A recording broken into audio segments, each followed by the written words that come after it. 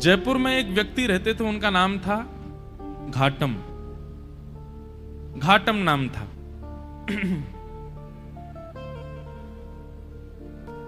उनका पेशा था, उनके पूर्वजों से ही चला आ रहा था, वो सब चोरी करते थे। दादाजी, परदादा, परदादा, पूरे गांव का ही यही पेशा था, यही काम था, सब चोरी करते थे। घाटम जी भी चोरी करते थे। एक बार श्री घाटम जी कहीं जयपुर से आमेर जाते हैं, तो बीच में अभी जहां कथा थी इससे पहले वो वही स्थान है, आमेर और जयपुर के बीच में कनक घाटी, वहीं श्री घाटम दास जी रहते थे। उनका नाम बाद में घाटम दास हो गया, पर पहले उनका नाम घाटम था। तो घाटम जी चोरी करते थे।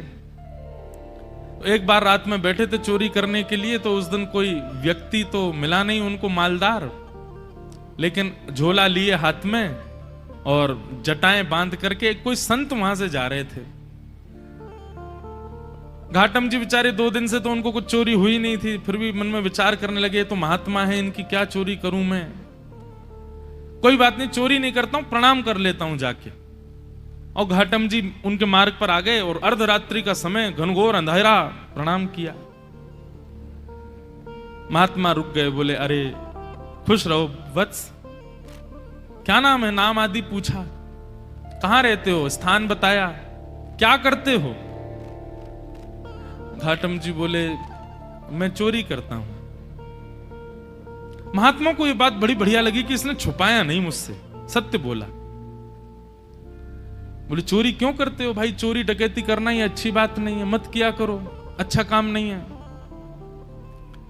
बोले महाराज काम तो अच्छा नहीं है मैं जानता हूं, पर यह तो मेरे परिवार का पेशा है, मेरे पूर्वजों से चली आ रही है चोरी, हमारा परिवार इसी में ही निपुण है। मेरा बेटा है अभी 5 साल का, उसको भी तैयारी करा रहा हूं मैं, उसको भी सिखा रहा हूं कैसे जाना चाहिए, क्या क्या आयुध संग लेके जाने चाहिए, किस प्रकार लोगों को देख करके समझ जाना चाहिए मालदार है कि नहीं है।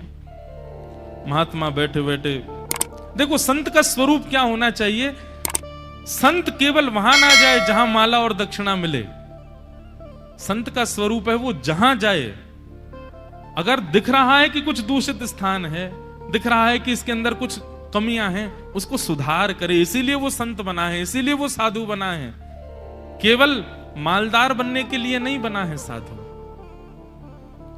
महात्मा को चिंता हो गई, बोले अगर मैं इसको कुछ सिखा करके नहीं गया और इसका जीवन परिवर्तित करके नहीं गया, तो इस मार्ग से निकलना मेरा दुष्कर हो जाएगा।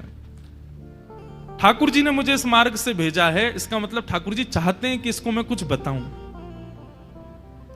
महात्मा जी ने उसको बैठाया, बोले सुनो ये घाटम, तुम चोरी मत किया करो, तुम छोड़ दो चोरी। बोले महाराज जिसके रग रग में, जिसके रक्त में चोरी हो, वो कैसे छोड़ सकता है। अरे हम तो ऐसे हैं, परिवार में भी हम लोग रोटी भी पानी हो तो हम चोरी करके ही पाते हैं, हम रसोई में मांगते नहीं रोटी दे दो, हम वहां भी चुपके से ही जाते हैं। इतना ज्यादा हम लोगों में चोरपन घुस चुका है कि अब ये निकल नहीं सकता। महात्मा थोड़े व्याकुल थे, तो घाटम जी बोले भगवान आप देखिए व्याकुल मत होइए, मैं भी विवश हूं कि मैं नहीं छोड़ सकता चोरी, पर हां चोरी के अलावा जो कहोगे वो करूंगा। चोरी तो मैं करूंगा, लेकिन उसके अलावा आप जो कहोगे वो मैं अपने जीवन में उतार लूंगा, उस आज्ञा को मैं सर्वोपरि मानूंगा, बस चोरी को छोड़ने को मत कहो, चोरी के साथ साथ जो कहोगे मैं करूंगा। महात्मा ने विचार किया, महात्मा बोले ठीक है 4 बातें लिखो। सबसे पहली बात, तुम सत्य बोलोगे। घाटम जी बोले ठीक है, आज के बाद चाहे कुछ हो जाए मैं सत्य ही बोलूंगा। दूसरी बात लिखो, संत जनों का खूब सम्मान करोगे, आदर करोगे। बोले जी महाराज जी। तीसरी बात लिखो, जो भी लाओगे घर में, चाहे चोरी करके लाओ, चाहे प्रेम से लाओ, कमा के लाओ, सबसे पहले ठाकुर जी को निवेदित करोगे, उसके बाद स्वीकार करोगे। बोले जी। और चौथी और अंतिम बात, कहीं मंदिर दिख जाए, मठ दिख जाए, आश्रम दिख जाए, संत दिख जाए, 100 काम छोड़ के चोरी करके भाग रहे हो, सिपाही पीछे पड़े तो भी रुकोगे, प्रणाम करोगे, फिर जाओगे। घाटम बोला जो आज्ञा। अब ये 4 बात मेरे लिए अध्यादेश हैं, आदेश नहीं है, अध्यादेश है। चाहे दुनिया इधर उधर हो जाए, मैं इन 4 बातों को कभी नहीं छोड़ूंगा। संत बोले ठीक है। अब देखो, गुरु आज्ञा कितनी बड़ी होती है। ये कोई लिखी हुई कथा नहीं है, ये असली कथा है। आज भी घाटम जी का वहां घर है, आज भी उनका वंश है वहां पर। और इनका जो मतलब कुल गोत्र था, हमारे राजस्थान की तरफ मीणा होते हैं, वो उन्हीं परिवार में से थे। तो घाटम जी ने अपने गुरु की आज्ञा मान ली। बोले 4 बातें मुझे करनी है। एक बार कुछ संतों की टोली जा रही थी, घाटम जी ने देख लिया, दौड़ करके गए, चरणों में निवेदन किया, मेरे घर आ जाइए, प्रसाद पा लीजिए। संत बोले ठीक है। अब घर पहुंच गए। अब लेकिन घाटम जी के घर पे व्यवस्था कुछ नहीं थी भोजन की। पत्नी से कहा 5 मूर्ति आई हैं, भोजन बनाओ। बोले 5? हम 2 के लिए तो भोजन नहीं है, 5 को कैसे पवाऊं मैं? घाटम जी बोले गुरु आज्ञा निरर्थक हो जाएगी, मुझे कैसे भी इनको 5 को प्रसाद तो पवाना है। घाटम जी ने देखा कि पड़ोस में एक कोई व्यक्ति रहता, उसके पास में उसके गेहूं अनाज आदि का भंडार है, थोड़ा चोरी करके ले आता हूं, उससे बना के इनको पवा देंगे, गुरु आज्ञा पूरी हो जाएगी। गुरुजी ने यही तो कहा है कि संतों की सेवा करो, अब कैसे भी करो, चोरी करके करो चाहे कुछ करो। दौड़ करके गए, वहां से कुछ अनाज आदि ले आए, घर पर ला करके प्रसाद बनवा करके पवा दिया। घाटम जी की चिंता हो गई कि आज सवेरे बारिश हुई थी और मैं चोरी करके लाया हूं तो निश्चित मेरे पैरों के चिन्ह बन गए होंगे, और उसको यदि पता चल गया कि मैंने चोरी किया, वो घर आ जाएगा, मुझे पकड़ करके ले जाएगा, आदि आदि मन में ये विचार करने लगे। लेकिन मैंने तो गुरु आज्ञा के वश होकर के किया ना। इतने में ही वर्षा हो गई, आंधी तूफान आया और सब उनके चरण चिन्ह आदि मिट गए। तो उनको ये अटूट विश्वास हो गया कि मैंने गुरु आज्ञा मान करके पूर्ण किया, तो ठाकुर जी मेरी सहायता कर रहे हैं, मेरे रक्षक बने हुए। घाटम जी का जीवन ऐसे चलने लगा। गुरु पूर्णिमा का समय था। घाटम जी ने मन में विचार किया, मेरे गुरु ने मुझको सब कुछ प्रदान किया, इस बार गुरु दक्षिणा के रूप में ऐसी कोई वस्तु या इतना धन कुछ दूं गुरुदेव के यहां कि वर्षों तक भी अगर मेरे यहां से सेवा ना जाए तो गुरु जी को दिक्कत ना हो, मेरी तरफ से ऐसा रहे कि हां परिपूर्ण हो गई सेवा। उसके लिए एक बड़ी चोरी कर लेता हूं, उसके बाद फिर मैं धीरे धीरे छोड़ ही दूंगा। एक बड़ी चोरी करता हूं, उससे जो धन आएगा गुरुदेव को दे दूंगा। और घाटम जी ने विचार किया क्या चोराऊं। तब उन्होंने विचार किया, बोले कि यहां आमेर का जो राजा है, इसके घोड़े बड़े कीमती हैं और उनमें भी एक काला अश्व है, काला घोड़ा है, वो सबसे ज्यादा कीमती है, ऐसा पूरे भारत में नहीं है। यदि उसको मैंने चोरी कर लिया और उससे जो धन आएगा वो यदि मैंने गुरुदेव को दिया तो आजीवन मुझे जितना देना चाहिए उतना एक बार में ही दे दूंगा मैं गुरुदेव को।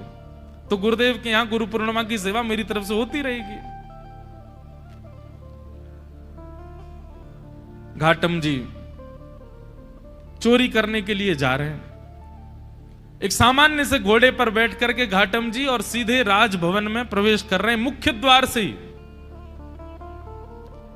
प्रवेश करने लगे तो द्वारपालों ने रोका, ए कहां जा रहे हो, क्या नाम है तुम्हारा? बोले घाटम। कहां जा रहे हो? बोले चोरी करने जा रहा हूं, झूठ नहीं बोलना है, गुरुदेव ने मना किया है।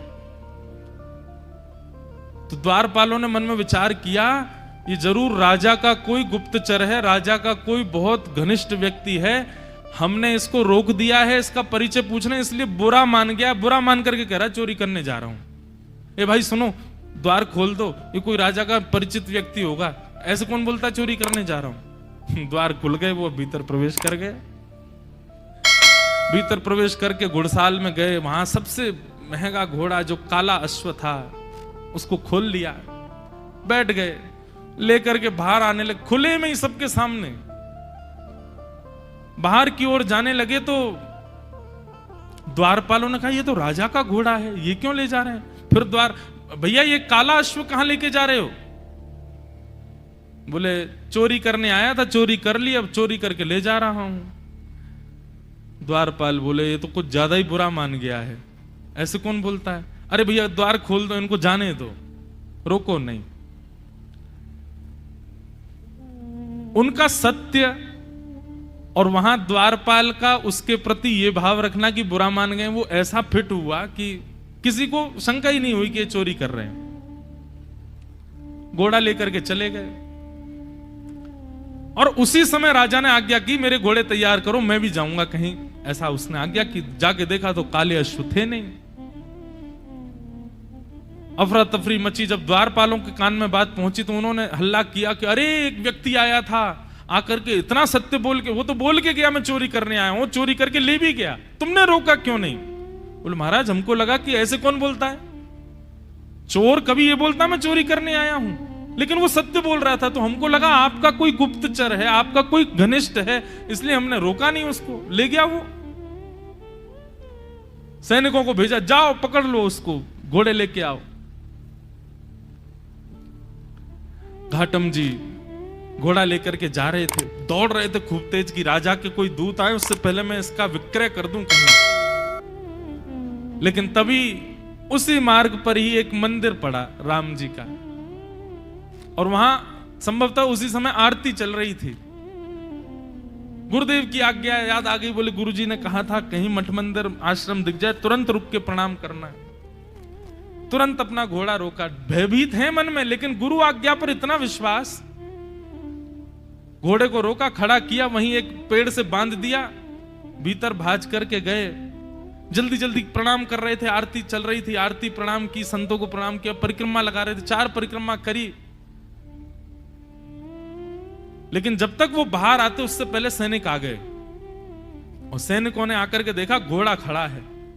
लेकिन एक आश्चर्य हुआ, वो घोड़ा जो काला था वो श्वेत हो गया था, लेकिन घोड़े की आकृति, घोड़े की कद काठी, घोड़े का स्वरूप बिल्कुल वैसा ही था जैसा उस काले, बस उसका वर्ण श्वेत हो गया।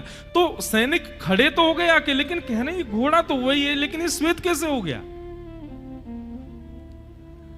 घाटम जी निकल करके बाहर आए, सैनिकों ने उनकी ओर देखा, ये घोड़ा किसका है? बोले घोड़ा राजा का है।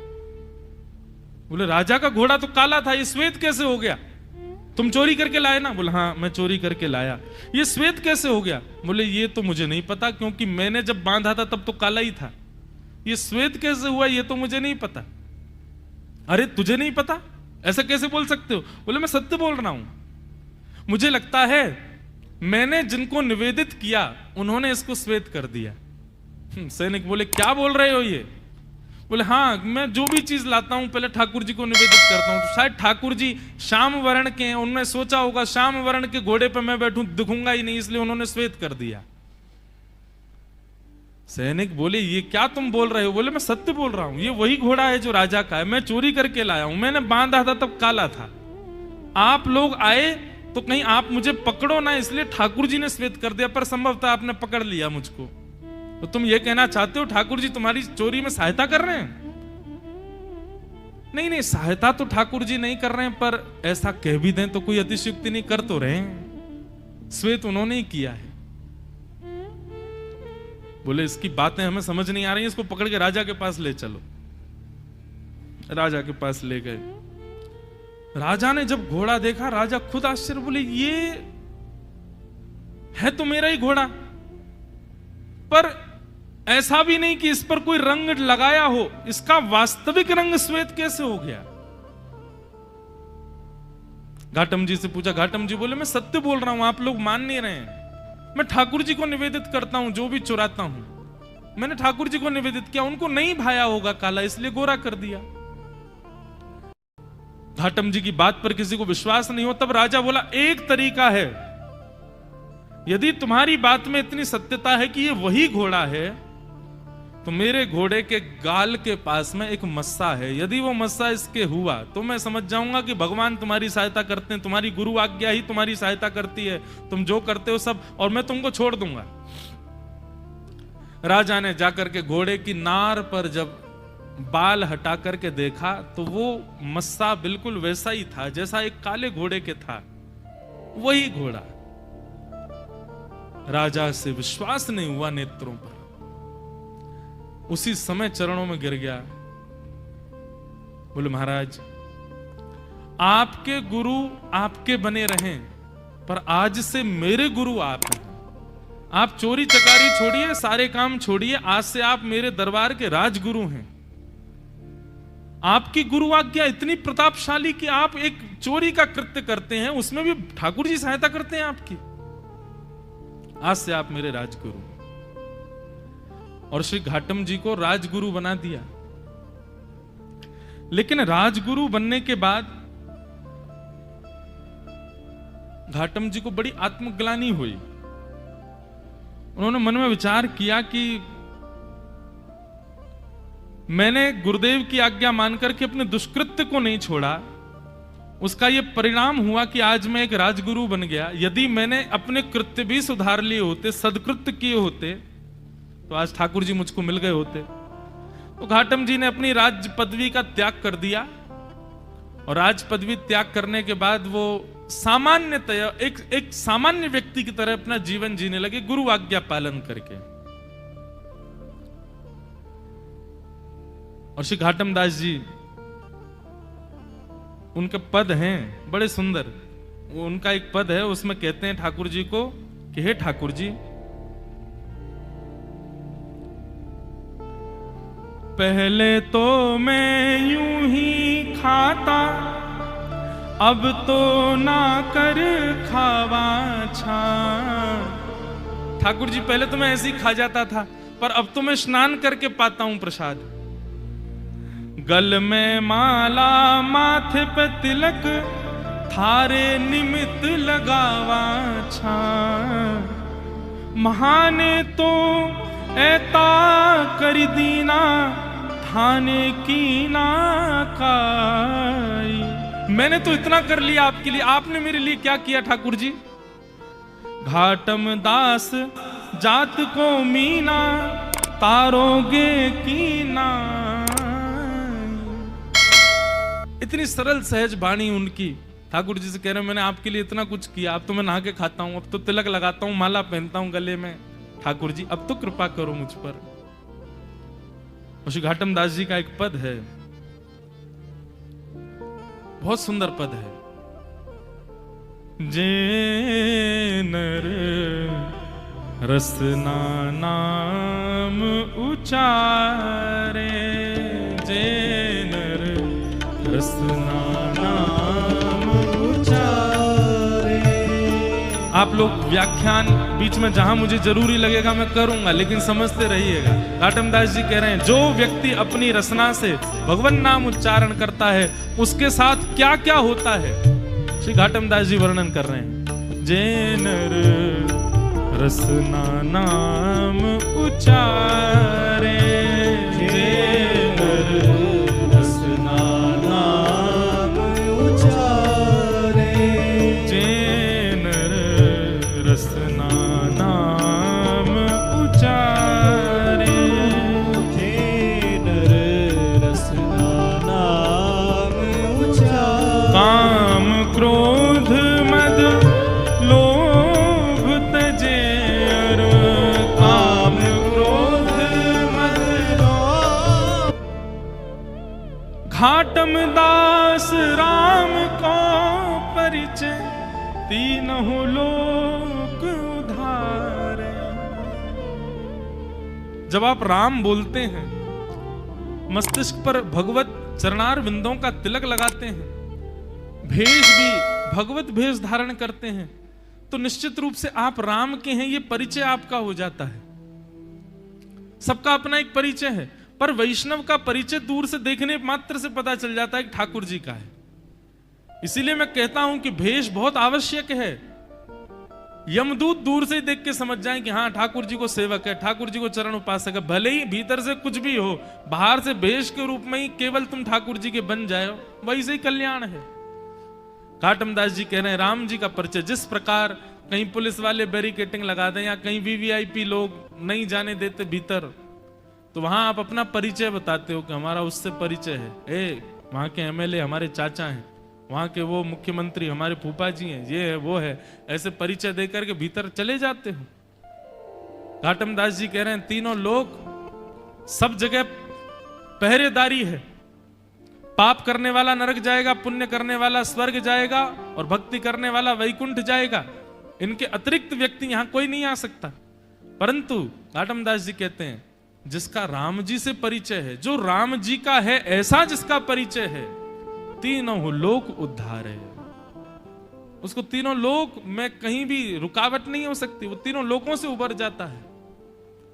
जे नर रसना नाम उचारे, ऐसे घाटम दास जी फिर कालांतर में उनको आगे चल करके ठाकुर जी का प्रत्यक्ष साक्षात्कार दर्शन हुआ और दर्शन के पश्चात वे भगवत धाम को प्रस्थान कर गए। तो एक सदगुरु की कृपा, उसकी सामान्य वाणी। अरे राह चलते हुए एक संत ने 4 बातें बता दी एक चोर को, और उस मार्ग पर चल करके वो चोर एक दिन ठाकुर जी के प्रत्यक्ष दर्शन कर लेता है। हम चोर तो नहीं है, हम डाकू तो नहीं है, हम डकैत तो नहीं है, हम इतने नीच तो नहीं है, हम तो सामान्य मानव हैं। शुद्ध रोटी खाते हैं, शुद्ध जल पीते हैं, शुद्धता से रहते हैं, सब काम ठीक करते हैं। हम में इतने अवगुण नहीं है। हम गुरु आज्ञा को यदि मान लें तो हमारी स्थिति क्या होगी। इसलिए भैया आज्ञा गुरुणाम अविचारणीयाम, ये रहुगण जड़ भरत संवाद इसी बात का प्रतिपादन